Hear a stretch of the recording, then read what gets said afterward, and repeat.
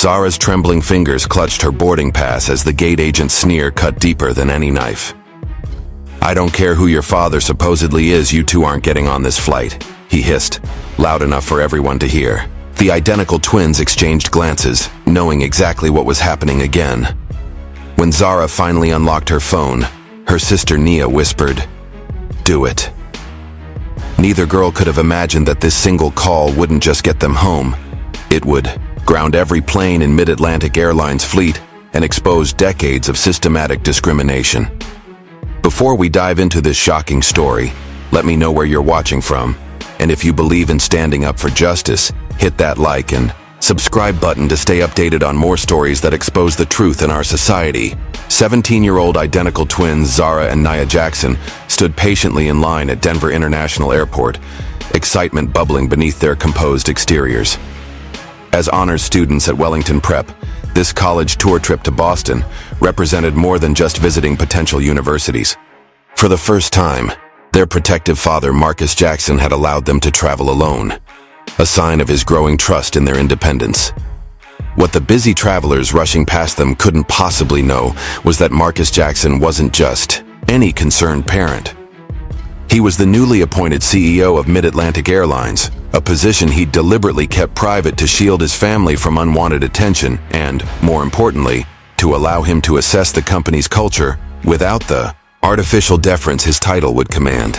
The twins had first-class tickets, a practical decision their father had made to ensure they'd be comfortable and well looked after, not a display of privilege or wealth.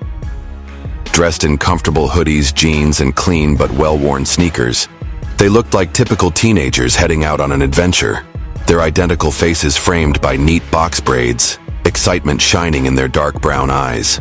The line at the Mid-Atlantic check-in counter moved steadily forward until the twins reached the front.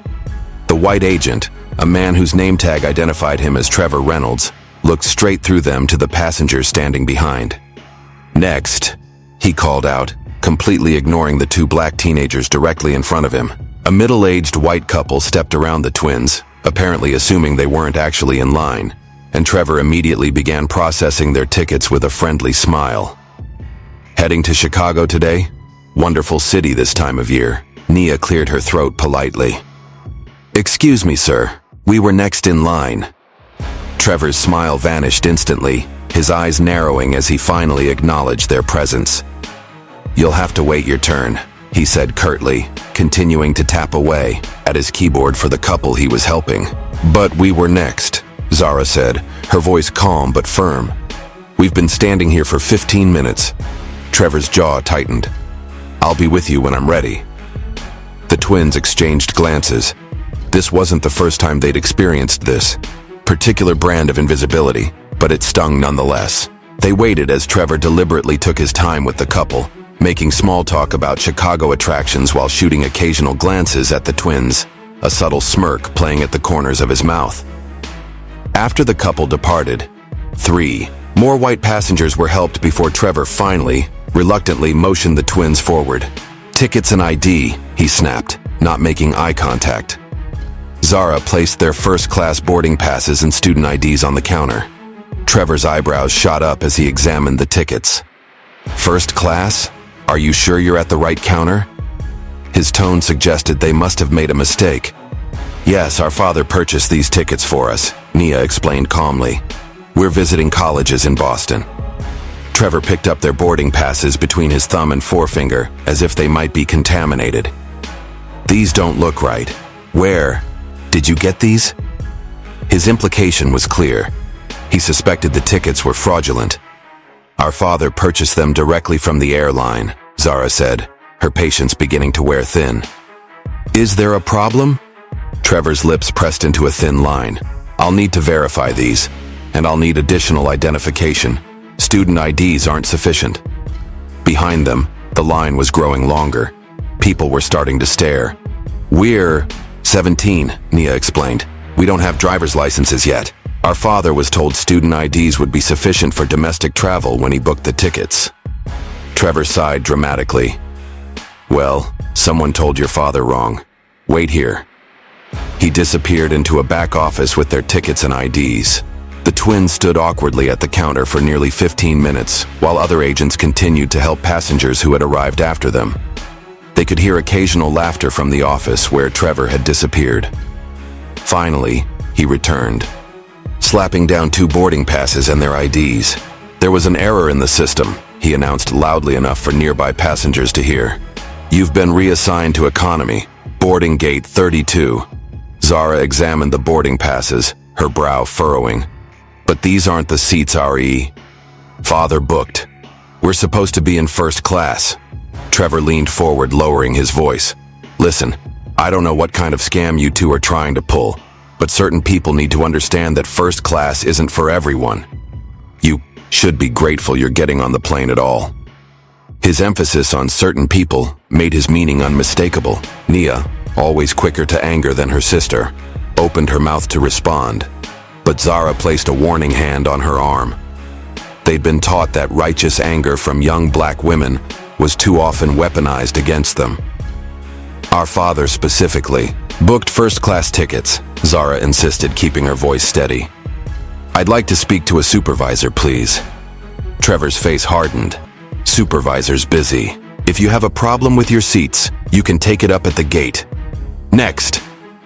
He waved impatiently to the people behind them. Humiliated and angry, the twins collected their altered boarding passes and moved away from the counter. We should call Dad, Nia whispered. No, Zara replied, though it took all her willpower not to reach for her phone. He has that big board meeting today, remember? He specifically asked us not to call unless it was an emergency. This feels like an emergency to me, Nia muttered, but she knew her sister was right. Their father had worked incredibly hard to reach his position, and they didn't want to disturb him over something they could handle themselves. We'll get it sorted at the gate, Zara assured her, though doubt crept into her voice. Let's just get through security first. Neither girl noticed Trevor watching them with a smug smile as they walked away, nor did they see him pick up a phone and make a quick call. Yeah, it's Trevor. 2 black teenagers, identical twins, trying to pull a fast one with first class tickets. I bumped them back to economy, but you might want to keep an eye out. Something doesn't feel right about them. He hung up, satisfied that he'd done his part to maintain what he considered the proper order of things. The security checkpoint loomed ahead, a bottleneck of humanity shuffling through the TSA's elaborate screening process. The twins joined the line, still discussing how they would handle the ticket situation at the gate, when they noticed a pattern forming. White passenger after white passenger passed through the standard screening with minimal fuss, barely breaking stride as they collected their belongings on the other side. Then came their turn. Randomly selected for additional screening, announced TSA agent Vanessa Miller with a smirk that suggested there was nothing random about it. The twins were directed to a separate lane where they would be subjected to enhanced security measures. Is this really necessary? Zara asked politely. We have a flight to catch, and we're already running behind schedule. Vanessa's expression hardened. Are you questioning security protocols? Because I can make this a lot more difficult if you'd prefer. Her hand hovered meaningfully over her radio, a clear threat that she could escalate the situation at any moment. No, ma'am, Nia replied quickly, shooting her sister a warning glance. We understand. Vanessa motioned for them to place their carry-ons on a separate table. Everything out of the bags. Everything. The twins complied, carefully removing their neatly packed belongings. Zara winced as Vanessa roughly yanked out her laptop, scraping it against the table's edge. Careful, please. That has all my schoolwork on it, she said before she could stop herself. Vanessa's eyes narrowed. If you're concerned about your property, maybe you shouldn't be flying. I can deny you passage right now if you continue to interfere with security procedures. Her voice carried, drawing attention from nearby travelers. Nia placed a calming hand on her sister's arm as Vanessa continued her inspection, deliberately rough as she pawed through their carefully folded clothes, reading private notes in their journals, and even opening a sealed envelope containing Zara's medication, spilling pills across the table. What are these? She demanded, as if she'd discovered illicit drugs instead of prescribed allergy medication. Fexofenadine, Zara explained. For my allergies, the prescription information is right there on the bottle. Vanessa ignored her explanation, setting the medication aside for further inspection before moving on to their personal items. While this was happening, another agent approached. Arms out, feet apart, the second agent instructed. We need to conduct a pat-down. The pat-down was nothing short of humiliating. The agent's hands were rough, invasive, lingering in ways that made both girls intensely uncomfortable. Nearby, Vanessa made loud comments about their hair. Always have to check these elaborate hairstyles, she announced to no one in particular. You wouldn't believe what people try to hide in there. Several other TSA agents chuckled, as if sharing an inside joke. A white woman in line noticed what was happening and began recording with her phone. Almost immediately, a TSA supervisor appeared beside her. Ma'am, recording security procedures is prohibited. Delete that video immediately. This is wrong, the woman protested. Those girls aren't doing anything to warrant this treatment. Delete the video or I'll be forced to detain you for questioning, the supervisor threatened. Your choice. Reluctantly, the woman complied, shooting an apologetic look toward the twins as she put her phone away. By the time the enhanced screening was complete, nearly 45 minutes had passed. The twins' belongings had been carelessly repacked. Zara's laptop was visibly scratched, and they were now dangerously close to missing their flight. Have a nice trip, Vanessa said with mock sweetness as they gathered their disheveled possessions. Better hurry. I hear they're strict about boarding times at gate 32. As they rushed away, Nia pulled out her phone. We need to call Dad now. This has gone beyond ridiculous. Zara checked the time and shook her head. He's in that closed-door session with the board right now. His assistant said he couldn't be disturbed for any reason. We'll handle this ourselves and tell him everything when he calls to check on us tonight. Shaken but determined, they hurried toward their gate, unaware that their ordeal was just beginning. Have you ever experienced discrimination while traveling? Comment number 1. If you've faced unfair treatment at security checkpoints like Zara and Nia, or comment number 2 if you've witnessed it happening to someone else. Don't forget to like this video if you believe everyone deserves to be treated with dignity, and subscribe to hear more stories of courage in the face of injustice. What do you think is waiting for these brave young women at the restaurant? Will anyone stand up for them, or are they completely alone in their fight against discrimination? With their boarding time still an hour away, the twins decided to stop at Sky High Grill, an airport restaurant advertising quick service and quality food. Their earlier excitement about the trip had evaporated, replaced by a gnawing anxiety, and more immediately, hunger. The restaurant was busy but not packed, with several empty tables clearly visible from the entrance. The hostess, a blonde woman whose name tag read Melissa Carter, looked up from her phone as they approached. Her smile faded the moment she saw them. How many? She asked, her tone noticeably cooler than it had been for the white family she just seated. 2, please, Zara replied. Melissa made a show of checking her tablet. There's going to be about a 45-minute wait for a table, she announced, not bothering to look up. Nia glanced pointedly at the empty tables clearly visible throughout the restaurant. But there are at least 5 empty tables right there, she said, keeping her voice polite but firm. Melissa's lips thinned.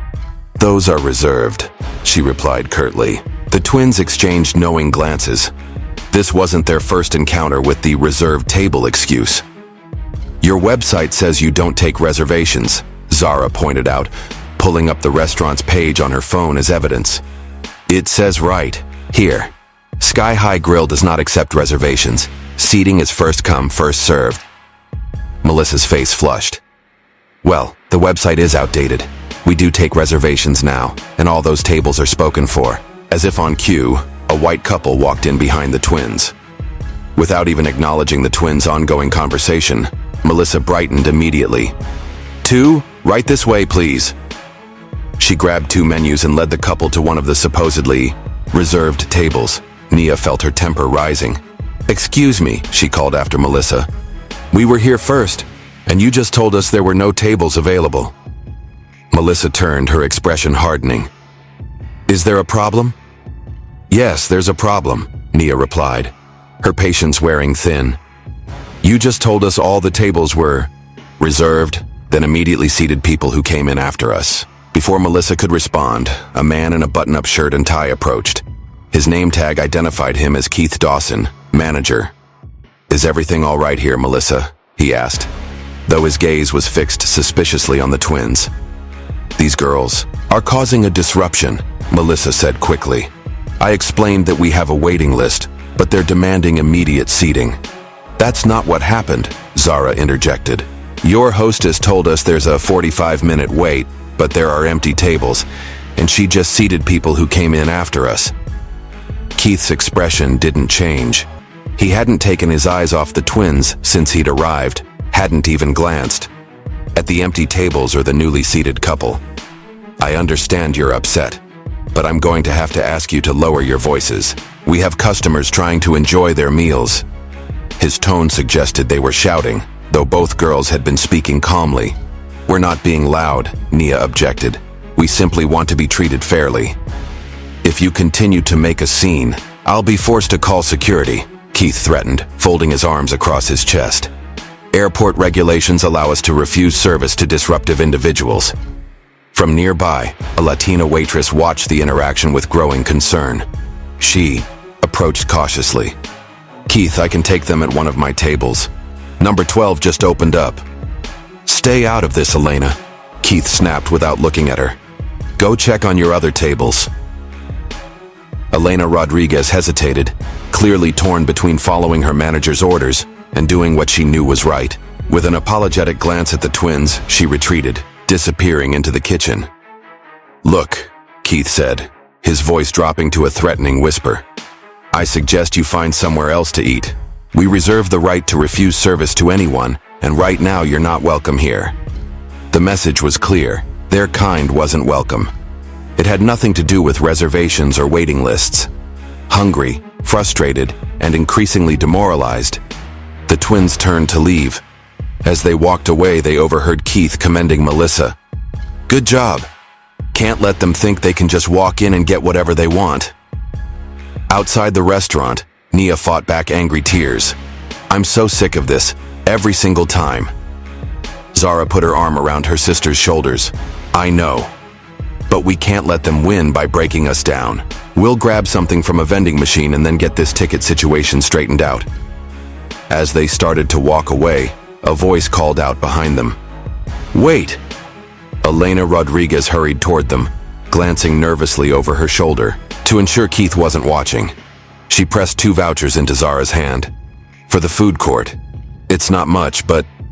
She hesitated, then pulled out her phone. "Look, I saw what happened in there. It happens all the time.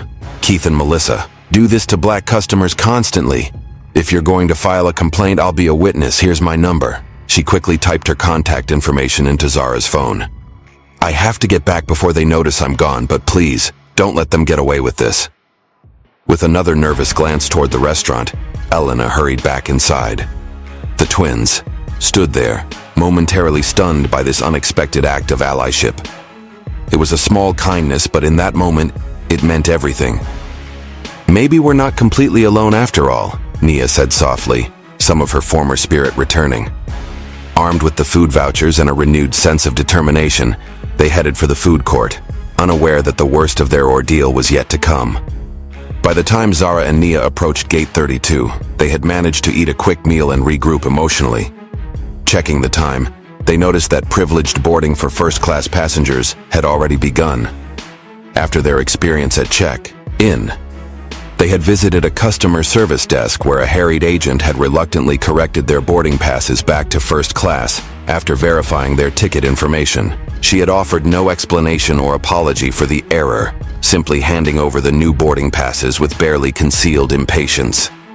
Now, with proper boarding passes in hand, they approached the gate with cautious optimism. Perhaps the worst was behind them. They couldn't have been more wrong. The gate agent, a middle-aged white man whose name tag identified him as Richard Whitman, was directing first-class passengers through the boarding lane when the twins presented their passes. His welcoming smile vanished instantly as he examined their tickets. "There seems to be a problem here," he said, his voice loud enough to draw attention from nearby passengers. "Please step aside while I verify these boarding passes." Nia's patience had worn dangerously thin. "What problem? We've already had our seats changed once today without explanation. The customer service desk just fixed them. What possible issue could there be now?" Richard's eyes narrowed. "I'm going to need to see some identification," he demanded, ignoring her question entirely. "And please keep your voice down." The twins produced their student IDs once again. Richard inspected them with exaggerated scrutiny, turning them over repeatedly, holding them up to the light as if checking for watermarks, all while continuing to process other first-class passengers with barely a glance at their documentation. "These don't look legitimate," he finally declared. "Student IDs can be easily fabricated." "They're official IDs from Wellington Preparatory Academy," Zara explained, struggling to maintain her composure. "They have the school seal, our photos, everything. The airline confirmed they were sufficient ID for domestic travel when our father booked the tickets." Richard's response was to reach for the PA system microphone. "Security to gate 32, please. Security to gate 32. The announcement echoed through the terminal, causing nearby passengers to stare and whisper. Several pulled out phones and began recording the confrontation. "This is discrimination," Nia stated firmly, no longer willing to pretend this was all just a series of unfortunate misunderstandings. "We have legitimate tickets and ID. You're delaying us because we're black. That's illegal." Richard's face flushed red. "That's a serious accusation, young lady.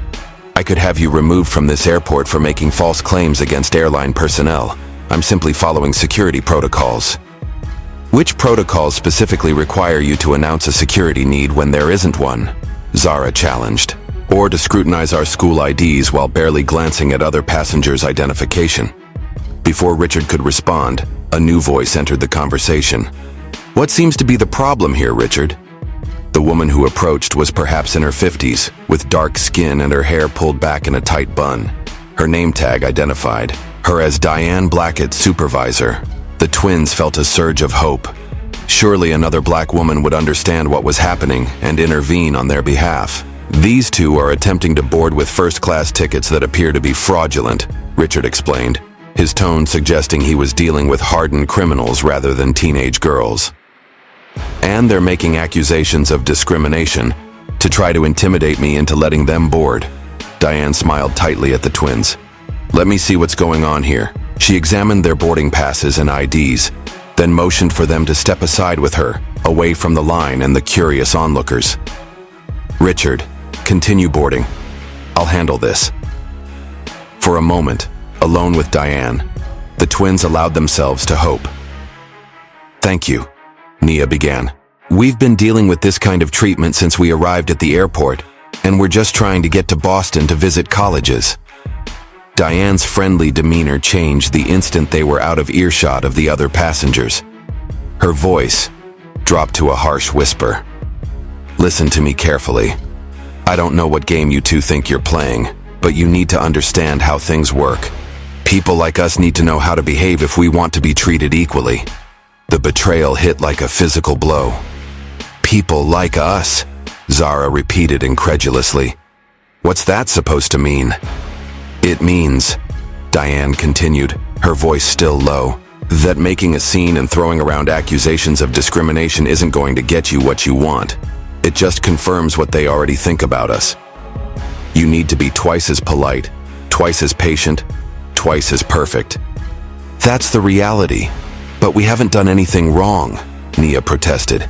"We've been polite and patient while being discriminated against at every turn." Diane's expression hardened further. "Do you think I got to be a supervisor by calling out every microaggression? By making a scene every time someone made assumptions about me? This is the real world, not some social justice Twitter thread." She looked down at their boarding passes again. "I'm going to let you board, but consider this a warning. I don't want to hear about you causing trouble on my airlines. You understand me?" Without waiting for a response, she led them back to the gate where Richard was watching with undisguised displeasure. "Their documentation checks out," Diane informed him coldly. "They can board." Richard's lips pressed into a thin line. but he reluctantly stepped aside. As the twins moved toward the jet bridge, Diane's words echoed in their minds. The betrayal from someone who should have been an ally stung perhaps more deeply than the original discrimination. They boarded in silence, both wrestling with the implications of Diane's warning and the exhausting reality it represented. What they didn't know was that their ordeal was far from over. At the end of the jet bridge, one final gatekeeper awaited. The twins had barely taken 2 steps onto the jet bridge when they encountered yet another obstacle. A tall, broad-shouldered man in a Mid-Atlantic Airlines uniform stood blocking their path, examining boarding passes with cursory glances before waving passengers through. His name tag read, Gregory Walsh. When Zara and Nia presented their tickets, his demeanor instantly changed. "I'm going to need you two to step aside," he said, making no effort to lower his voice. "There seems to be an issue with your tickets." Passengers behind them were forced to navigate around the impromptu checkpoint Gregory had created. "What issue?" Zara asked, fatigue evident in her voice. "We've already had our tickets verified multiple times." Gregory's expression remained impassive. "I've received a system alert indicating suspicious activity associated with your reservation. I need to run some additional checks before I can allow you to board." "What kind of suspicious activity?" Nia demanded. "We're high school students going to visit colleges. What could possibly be suspicious about that?" Gregory ignored her question entirely. "Please step aside and wait while I continue boarding." Other passengers, with no choice but to comply or risk further escalation, the twins moved to the side of the jet bridge. They watched as passenger after passenger was waved through with barely a glance at their documentation. Minutes stretched into a quarter hour, then half an hour. The once busy flow of boarding passengers dwindled to a trickle, then stopped altogether. Throughout this time, Gregory made several calls on his radio, speaking too quietly for them to hear, occasionally glancing in their direction with what looked suspiciously like satisfaction. Finally, as the last passengers disappeared into the aircraft, Gregory approached them. "I'm afraid there's been a development," he announced, not bothering to hide his smirk. "The flight is now completely full and overbooked. Your seats have been reassigned to passengers in good standing." "That's impossible," Zara protested. "We have confirmed first-class tickets. You can't just give our seats away." "I'm afraid I can," Gregory countered. "Airline policy allows for passenger reassignment in cases of security concerns or overbooking. In this case, both conditions apply." "What security concerns?" Nia asked, her voice rising in frustration. "We've done nothing wrong. We've cooperated with every unreasonable demand since we arrived at this airport. This is blatant discrimination." At the word discrimination, Gregory's face hardened. He reached for his radio. "Security to Jet Bridge 32. Passenger issue." Within minutes, 2 security guards appeared. Their name badges identified them as Tom Bennett and Frank Miller. Both men approached with hands resting near their weapons, as if the 2 teenage girls represented some kind of threat. "What seems to be the problem here?" Tom asked, addressing Gregory rather than the twins.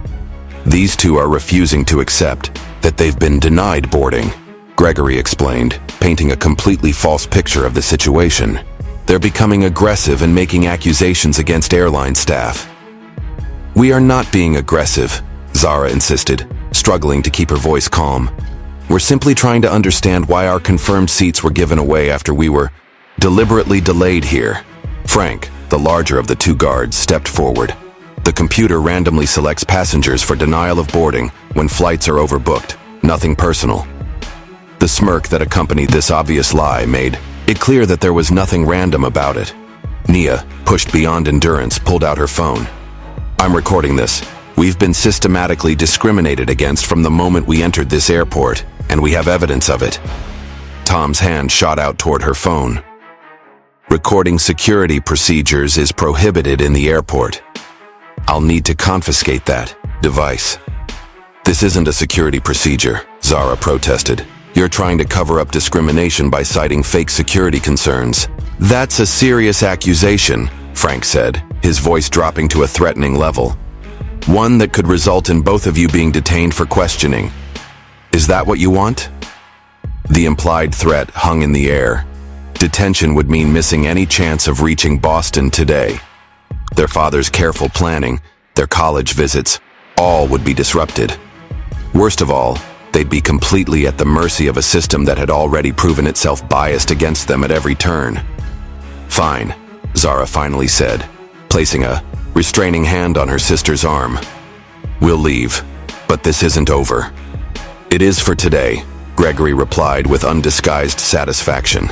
"Your seats are gone, the flight is boarding, and you two aren't getting on it. I suggest you find another way to Boston, or just go home." Under the watchful eyes of the security guards, the twins were escorted away from the gate as the final boarding call for their flight was announced over the PA system. They walked in silence, the weight of defeat pressing down on them. Every step they'd taken through this airport had been met with resistance, prejudice, and obstruction. They'd been patient. They'd been polite. They'd followed the rules. And, still, they'd been denied the basic dignity and service that every other passenger seemed to receive without question. As the sounds of their flight preparing for departure reached them, Nia turned to her sister, tears of frustration welling in her eyes. "We have to call Dad. Now." This time Zara didn't argue. "Have you ever reached your breaking point when facing injustice? Comment number 1 if you believe there comes a time when staying silent is no longer an option. Or comment number 2 if you think the twins should have kept trying to work within the system. If you're outraged by what these young women have endured, hit that like button to show your support for standing up against discrimination. And don't forget to subscribe for more stories that expose the harsh realities many face every day. What do you think will happen when their father learns how his daughters have been treated? Will he believe them, or will he become yet another disappointment in their fight for justice? Seated on a bench in a quiet corner of the terminal, far from Gate 32 and the flight that should have carried them to Boston, Zara finally pulled out her phone. Her hand trembled slightly as she navigated to her father's contact. "He's going to be in that board meeting," Nia reminded her, though her tone suggested she no longer cared about the interruption. "I know," Zara replied, "but this has gone far beyond what we can handle ourselves." She pressed the call button and put the phone on speaker. To their surprise, Marcus Jackson answered almost immediately. "Zara, everything okay, sweetheart?" His deep voice, usually so reassuring, now made both girls fight back tears. "Dad," Zara began, struggling to keep her voice steady. "We couldn't get on the flight. They wouldn't let us board." There was a moment of silence before Marcus responded, his tone careful, measured. "Tell me exactly what happened, from the beginning." For the next several minutes, the twins took turns detailing their experience. The check-in counter with Trevor Reynolds, the TSA screening with Vanessa Miller, the restaurant incident with Melissa Carter and Keith Dawson, the gate confrontation with Richard Whitman and Diane Blackett, and finally, the jet bridge denial from Gregory Walsh. Throughout their account, Marcus remained silent, though they could hear his controlled breathing growing more deliberate as the story unfolded. When they mentioned how their first-class seats had been revoked, then restored, only to be taken away again at the last moment, they heard what sounded like a pen snapping in the background. "Dad?" Nia ventured when they'd finished. "Are you still there?" "I'm here," Marcus replied, his voice unnaturally calm. "Did you get the names of everyone involved?" "Yes," Zara confirmed. "We wrote down names and badge numbers whenever we could." "Good," Marcus said. "Very good." Then, after a brief pause, "Girls, there's something I need to tell you. Something I probably should have told you before you left." The twins exchanged puzzled glances. "What is it, Dad?" Marcus took a deep breath. "The reason I was so insistent about you flying mid-Atlantic, the reason I got you first-class tickets, it's because I'm the new CEO of Mid-Atlantic Airlines." Stunned silence filled the air between them. "You're what?" Nia finally managed. "I was appointed 6 weeks ago," Marcus explained. "The board brought me in to turn the company around after their previous leadership issues, but I wanted to assess the airline's culture authentically, without my position influencing how staff behaved. That's why I kept it quiet, why I used my private account to book your tickets instead of using the executive travel system." "Wait," Zara interjected. "So the whole time we were being treated like this?" "You were the CEO's daughters," Marcus finished, his voice tight with controlled fury. being discriminated against by people who had no idea who you were or who they were really dealing with. "What are we supposed to do now?" Nia asked. "Our flight's gone, and even if we could get another one." "Don't move," Marcus instructed. "Stay exactly where you are. I'm implementing Emergency Protocol Alpha right now. You'll see what that means very shortly, and keep your phone on. Record everything that happens from this point forward." The line went silent for a moment as they heard their father issuing rapid commands to someone else in the room with him. When he returned to the call, his voice had a steel edge they'd rarely heard before. "In about 2 minutes, you're going to start getting calls from airline executives. They're going to offer you everything under the sun. Private jets, helicopter transfers, luxury accommodations. Don't accept anything. Tell them you're waiting for my direct instructions only. Understand?" "Yes," the twins replied in unison, still trying to process this stunning revelation. "Good. Stay strong. I'll be in constant contact and this will all be over soon. I love you both." The call ended, leaving the twins staring at each other in disbelief. True to their father's prediction, Zara's phone rang barely a minute later. The caller ID showed Mid-Atlantic Airlines executive office. Before she could answer, Nia's phone also began ringing with a similar caller ID. As predicted, the voices on the other end were panicked airline executives offering immediate assistance, private transportation, anything and everything to make amends for the unfortunate misunderstanding. Following their father's instructions, the twins politely but firmly declined all offers, stating they were awaiting direct instructions from Marcus Jackson only. Just as they ended these calls, a familiar figure came hurrying toward them. Richard Whitman, the gate agent who had blocked their boarding just 30 minutes earlier, was approaching with an entirely different demeanor. His previous contempt had been replaced by obsequious panic. Ms. Jackson, he called out, slightly out of breath from rushing. "There's been a terrible misunderstanding. We've arranged for a private corporate jet to take you to Boston immediately. If you'll just come with me." "No thank you, Mr. Whitman," Zara replied coolly. "We're waiting for direct instructions from our father." Richard's face contorted with barely concealed rage. The mention of their father clearly triggered something in him, but he struggled to maintain a veneer of professionalism. "I understand you're upset, but making false claims about your family connections isn't going to help the situation." His tone shifted, becoming threatening once again now that they were alone, away from the witnesses at the gate.